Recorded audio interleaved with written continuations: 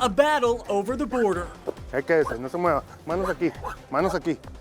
President Biden's policy evolving. Responsibility we have to share to do something about it. They don't have time for the games played in Washington. President Trump's even more hardline. But it's a border bloodbath and it's destroying our country. It's a very bad thing happening. This half hour, the facts, the human side, the law. He's using human beings to make a political statement. What life is like along the border, and hear from real people, not pundits. This is a special edition of Scripps News Reports, Path to the White House.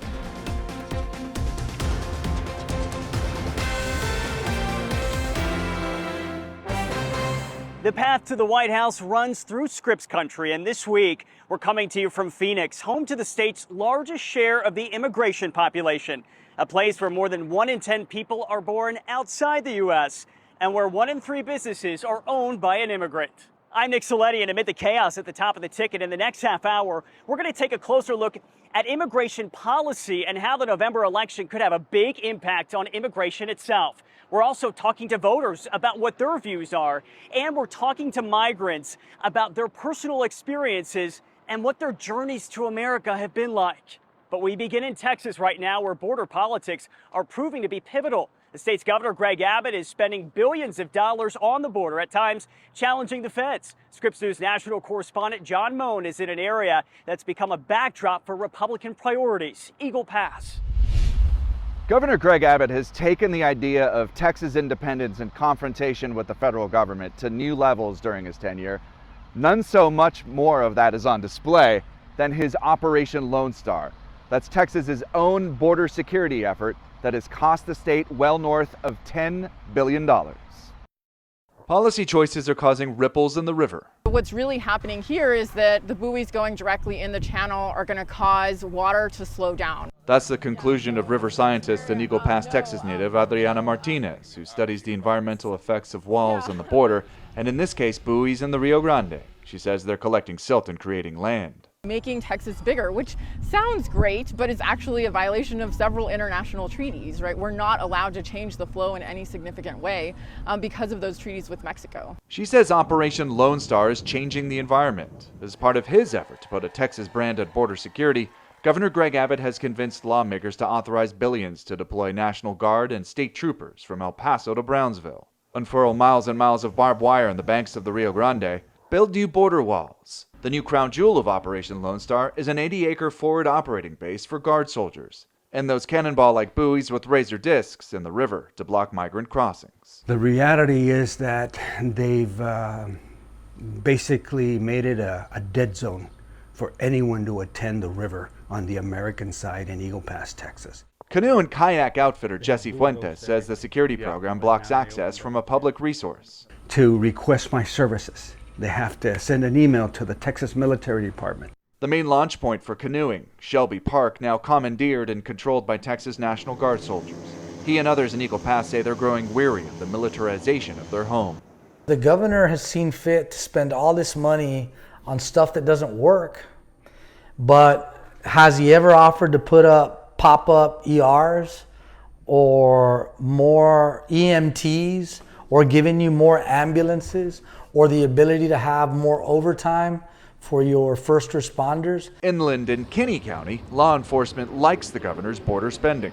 With Operation Lone Star, we are able to get more personnel. Kinney County has been the test case for Governor Abbott's action. Millions in grants have purchased new police vehicles, funded new positions, and clerk costs because sheriff's deputies and state police routinely arrest migrants crossing through private property for trespassing. The county needs cooperation from ranchers to do that, and it has about 140 landowners who have given local and state police legal authority to patrol their land. I think that we really help the Border Patrol be able to do their job better also. I mean, every agency's helped the other one do their job in a better manner. Over a 4-year period, the state will spend around $11 billion in border security. The governor regularly boasts that his approach works. Crossings are down, but observers say multiple factors are at play, including the Mexican government pushing migrants farther away from Texas and hot weather. Some of his efforts, like the river buoys, are being challenged in federal court as overstepping state authority. A lot of times they fail to ask locals what's going on, right? What would be the most useful? Martinez says perhaps the state and federal government should loop locals into major security plans. The governor's office, the Texas Military Department, and Department of Public Safety all declined requests for interviews. Either way, for the Republican governor of Texas, confronting Washington when a Democrat is in the White House is good politics for him and his national party, regardless if the program nets tangible results. John Moan, Scripps News, Eagle Pass, Texas. Back here in Phoenix now, where I recently sat down with a group of voters and stakeholders to hear from them directly about what they believe and why. I want to start there right now with each and every one of you. Joby, I'll start with you. As you see it right now, what do you feel like the big issues are with immigration? Well, I feel like there's two big issues right now going on, and it's border security and immigration. And we currently don't have a good pathway to let immigrants come into this country legally. So there's all piecemeal together, whether that's being smuggled across the border, whether that's coming in for an asylum claim, being paroled. There's all sorts of issues that go back and forth and haven't really, have comprehensive immigration reform. Now, with that said, I also believe that you need a secure border to make sure that you do force the people that are coming into this country to go through the immigration process. But we need to fix both of those issues together, not just one, not just the other. What do you see as the biggest issue we're facing when it comes to immigration? Disinformation, I would think, and then the lack of seeing this issue as a humanitarian crisis. These are people we're talking about, not just numbers. These are people that are fleeing for their lives because where they live, they are in danger. And they come to America for us to give them a hand, for us to help them. They've done these treacherous travels, and then when they get here, we strip them from their dignity. We treat them as if they were criminals. This is a humanitarian crisis. I think we could all agree on that. How do you balance that, though, with also the border security piece of that? What do you think, Joby? These human beings are coming to America, coming for help, and they're coming for the possibility of the American dream, and they hope they're going to get that. But what we see is they are not getting that because they're being exploited by the cartels. We've reallocated our resources, and we're lowering our security of our border, and we're letting in dangerous products for our American citizens. I mean, this is so comprehensive that people need to realize it's not just about one person coming across and should they be a citizen or allowed in or not. There really needs to be reform. They are paying thousands and thousands of dollars to these cartels to make this trip and to get here. We could do better. We are the greatest nation in the world. This is the United States of America. If we sit down, we talk about it, we think about it, I think we could do a lot. Frankie Joe, how about you as president and CEO of the East Valley Hispanic Chamber of Commerce? What do you feel like sticks out to you when it comes to our immigration issues? Personally, I think the polarization of this country right now, I've never seen it so bad. People need to get together and put their feelings aside and sit down and figure out what is good for our immigrants.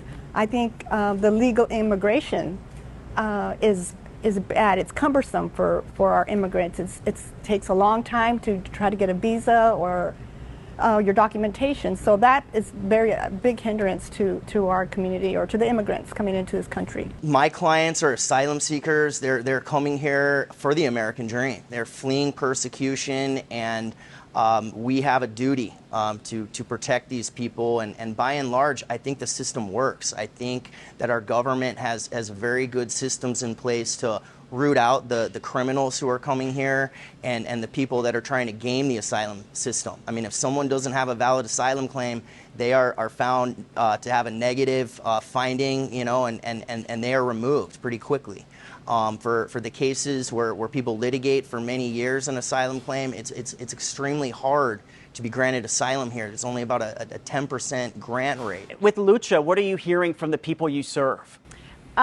Similar to a lot of what Chicanos por la Causa is hearing, there's a lot of disillusionment. There's also confusion and frustration, especially when you have people who have been living here for years who don't have a pathway. So that's also another piece of immigration, is that it's not just coming through our borders. There's people who are already here who are also seeking some sort of release. You're an immigrant yourself. As someone who's gone through the process, What was that like, and what do you feel like needs to be fixed? I would say that the process was confusing and quite pricey.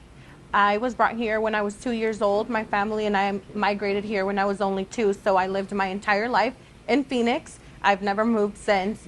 And having gone to school here, I'm currently a college student, being a professional here, it's really hard when you hear my situation and the situation of my community being used as a political pawn. And we see it time and time again. There can be a solution, but the solution cannot come from local leaders. This solution can only take place and happen in Congress. Now, we did have an opportunity to pass a bipartisan immigration reform bill.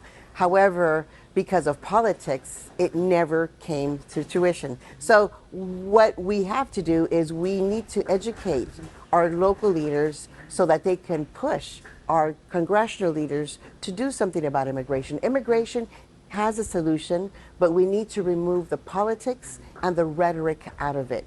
How frustrating is that for you as an immigration attorney to feel like Congress isn't really doing their job? It has to leave you in limbo and probably scratching your head as well. Daily inside a detention center with people in my office to learn of the frustrations that they live with and the lack of leadership from the parties.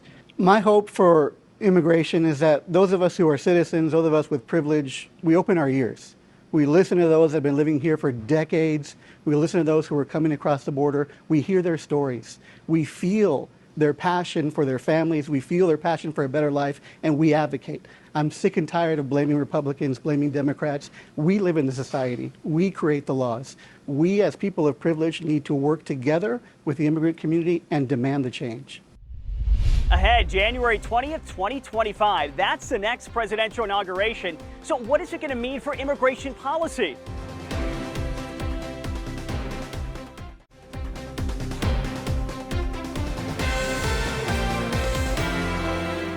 Whoever is elected to live and work here at the White House come next January and serve a second term as president will confront a host of issues, from foreign policy to the border. And on the issue of the border and immigration, there are vast differences between President Biden and former President Donald Trump.